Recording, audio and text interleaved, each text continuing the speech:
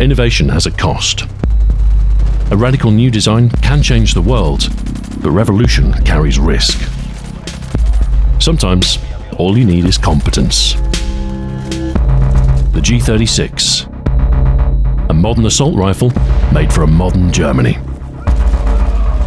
So why did the Germans take so long to adopt a 5.56mm rifle? Why did H&K abandon their roller-delayed blowback designs? And what's the problem with a plastic-framed gun?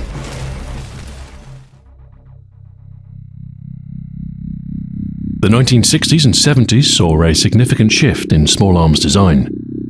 New materials and new doctrines threatened to make the mid-century battle rifle obsolete. Smaller, lighter rifles firing intermediate rounds were in fashion. The Americans had the M16, the Soviets the AKM. West Germany had been using the G3 since the 1950s. It was a serviceable rifle, but there was a growing desire for something new. Something more fitting for the space age. One technology that seemed promising for a future rifle was caseless ammunition, replacing the traditional breast cartridge with a self-contained solid propellant block. This saves cost and weight, reduces cartridge size, and eliminates extraction and ejection. The theoretical benefits are clear, but putting caseless rounds into practice is fraught with technical difficulty. Most of NATO had abandoned the idea by the end of the 1960s. The West Germans were more determined. They made a prolonged effort to perfect the technology. Heckler & Koch led a conglomerate tackling the issue, the Gesellschaft für Hülsenlose Gewehrsysteme, or Association for Caseless Rifle Systems. Their caseless rifle was the G11. 2 decades of prototypes and iterative improvement followed. One by one, technical hurdles were overcome, and the G11 inched towards a viable design. In 1990, the German government certified the G11 for use with the Bundeswehr. They could replace the Cold War-era G3 with a modern rifle that was, quite frankly, a marvel of engineering. Except it never happened. This was amidst the German reunification, the tail end of the Cold War. Budgets were being radically reassessed. Spending billions of Deutschmarks on an unproven rifle was a tough proposition. So H&K were 180 million Deutschmarks in debt and had nothing to show for it. The G3 remained in service, and now the newly unified Germany was desperate for a replacement. Any new rifle would have to take a much more conservative approach, a standard configuration in a standard caliber. H&K were not unfamiliar with 5.56mm designs. They had already adapted the G3 to the caliber back in the mid-60s with the HK-33. As the Germans were dead set on their caseless initiative, the HK-33 was intended for export. It proved successful, finding a market in Brazil, Thailand, and Malaysia. In 1980, NATO finally settled on the 5.56x45mm as its standard intermediate round. In response, H&K hedged their bets a little with an updated version of the HK-33, the G41, introduced in 1981. It was designed to operate with NATO standard ammunition and magazines. If selected, it would be a companion weapon of the G11 used by second-line troops. But compared to the M16 platform, the G41 was twice as expensive and 25% heavier. No surprise, it didn't catch on.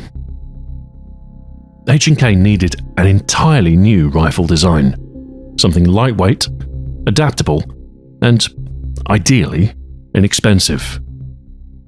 Thus began Project 50. Instead of a full steel construction, extensive use of polymers reduced weight.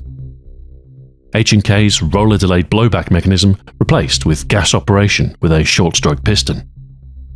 This helped to save weight and meant that the rifle could operate with a wider variety of ammunition.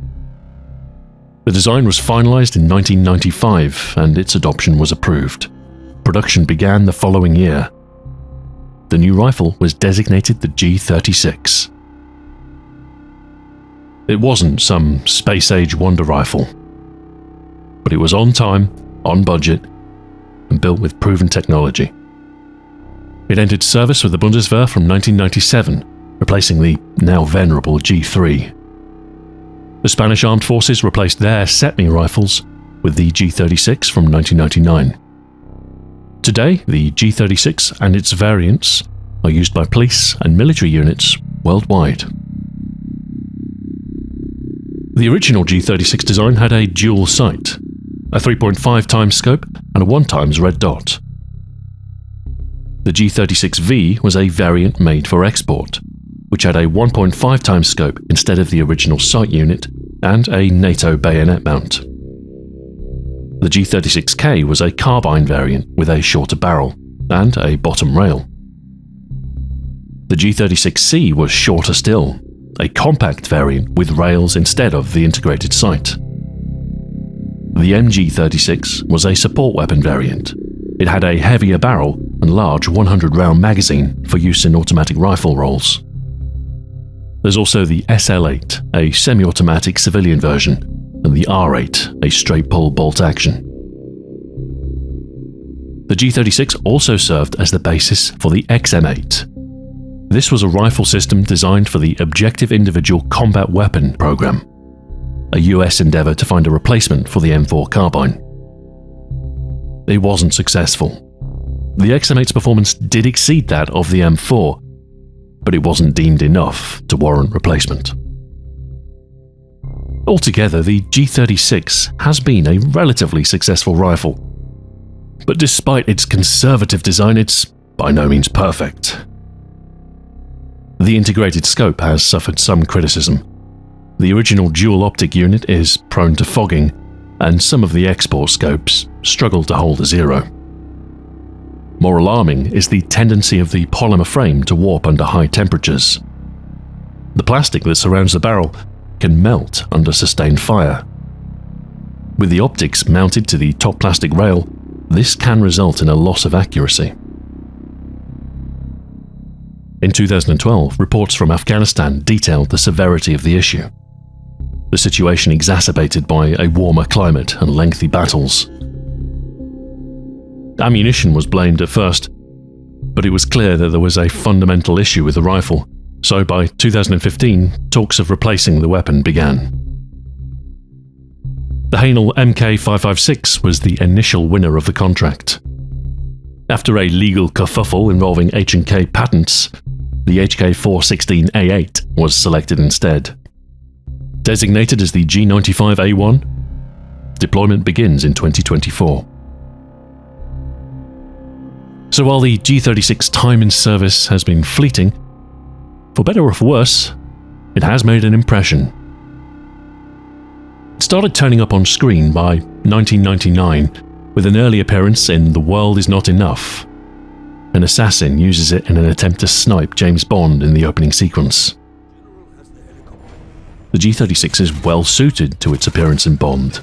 Its black, angled exterior give it a futuristic look, without being unconventional.